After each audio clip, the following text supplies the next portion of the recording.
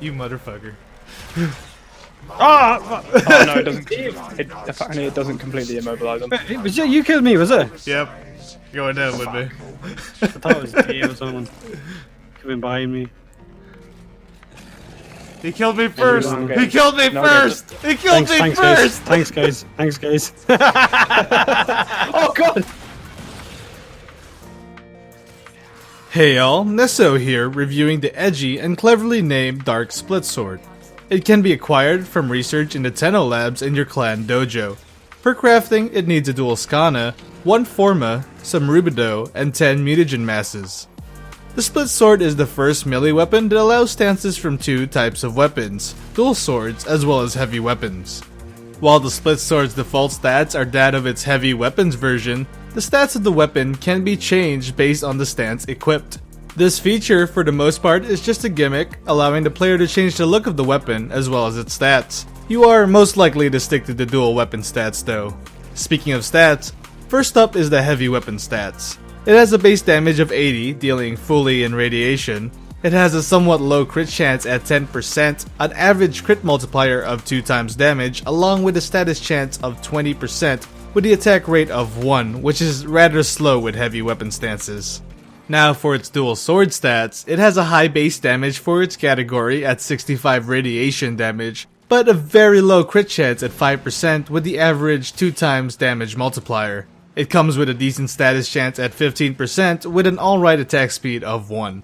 Now, the split sword is basically 2 different weapons rolled into one. As such, for comparison, we're using the Mastery Rank 2 Dual Zorans as well as the Mastery Rank 2 Gram. Now for the heavy stance, compared to the Gram, it has 20 less base damage and 5% less crit chance, all for a 0.05 increase in speed, which is negligible at best, and 5% more status. For the dual stance, compared to the Dual Zorans, it has 35 more base damage and 10% more status chance, in exchange for 20% crit chance, which paired with the Dual Zoran's 3 times crit damage places it weaker in damage, along with the Zoran having 0.17 faster attack rate. All this shows is how weak the weapon is, and its only redeeming quality is honestly useless as it only affects preparations before a mission. If the weapon allowed us to switch the stats and the stance while in combat with a secondary fire or something of the sorts, the weapon would at least have a fun factor to it. But as it stands, there isn't much reason to work towards this weapon, especially since it is weaker than Mastery Rank 2 weapons, and even more so than Mastery Rank 4 weapons. Now onto how I modded the weapon. I stick to the dual sword stances as the heavy weapons version of the weapon looks weird to me, and the stats are just unattractive. This build uses Maiming Strike to proc Berserker and Spoiled Strike to give it more damage. It is the build used in the video.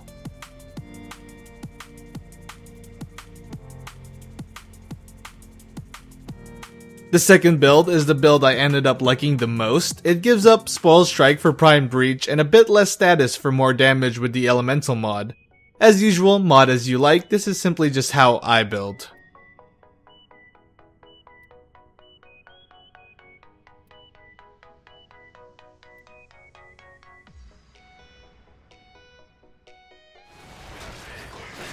Now, to the question, is it worth picking up and maxing the Dark Split Sword? I'd have to say no.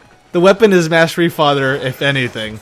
I personally was very disappointed with the weapon. It is another example of a weapon that had potential but was wasted.